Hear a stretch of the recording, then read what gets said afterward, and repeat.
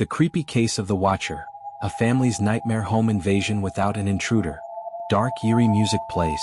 The screen fades in from black, revealing the dimly lit facade of 657 Boulevard in Westfield, New Jersey. It was supposed to be their dream home, a beautiful 6-bedroom house in an upscale neighborhood. But for the Broaddus family, 657 Boulevard became a living nightmare. Harrowing letters, terrifying threats, and an invisible intruder watching their every move. This is the chilling true story of the Watcher. The perfect home, or so they thought. The Broaddus family looking at their new home, excitedly planning renovations. In June 2014, Derek and Maria Broaddus closed on their new home at 657 Boulevard in Westfield, New Jersey. It was meant to be their forever home, a picturesque, idyllic setting for their 3 children. But before they could even move in, their excitement turned to dread. A letter being placed into a mailbox. Close-up of the envelope reading, "To the new owner." 3 days after closing on the house, Derek checked the mail and found an envelope addressed simply to the new owner. The message inside would change everything. The first letter.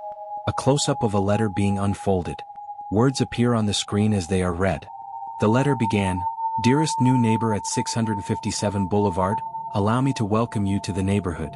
But the tone quickly turned sinister. Words appearing on screen, 657 Boulevard has been the subject of my family for decades now, and as it approaches its 110th birthday, I have been put in charge of watching and waiting for its second coming. Derek's horrified expression as he reads the letter. The writer claimed to know intimate details about the Broaddus family, their children's names, their ages, and even which rooms they plan to sleep in. Another chilling excerpt appears. "Do you need to fill the house with the young blood I requested? Once I know their names, I will call to them and draw them to me." Escalation. Nighttime shots of 657 Boulevard, ominous figures watching from the darkness. At first, Derek and Maria hoped the letter was a cruel prank. But then another one arrived. Another letter arriving. Maria opens it with trembling hands. The writer asked, "Have they found what is in the walls yet?" "In time they will." The messages grew darker, mentioning the family by name and hinting at a sinister presence lurking inside the home. Derek pacing in his office calling the police. Terrified, the Broadduses contacted the police. They also reached out to the previous owners, the Woods family, who revealed a shocking truth. They too had received a letter from the Watcher before they moved out. Suspects and theories. Police investigations, detectives scanning the neighborhood, blurred out faces of neighbors. The police launched an investigation, suspecting a neighbor might be behind the letters. But there was no clear evidence. Some believed a bitter ex-resident had unfinished business with 657 Boulevard.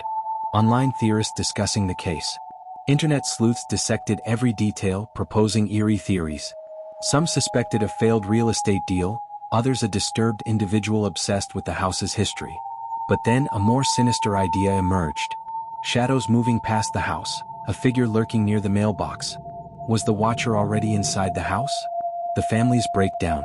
The Broaddus family looking exhausted, Maria comforting their children. The letters continued, each more unnerving than the last.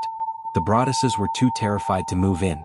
Instead, they stayed elsewhere, visiting only to make improvements, while the Watcher observed. Letter excerpt appearing on screen. "The house is crying from all the pain you are bringing it. You have changed it and made it so fancy. It cries for the past and what it used to be in the time when I roamed its halls."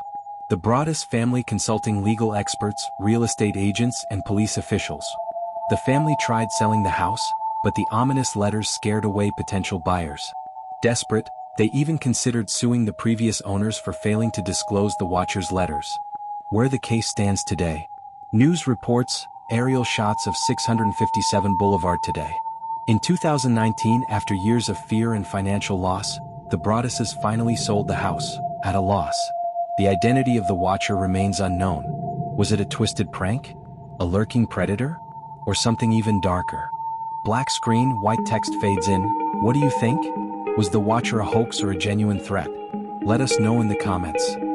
The impact of the case. A montage of unsolved cases, eerie letters, and lingering mysteries.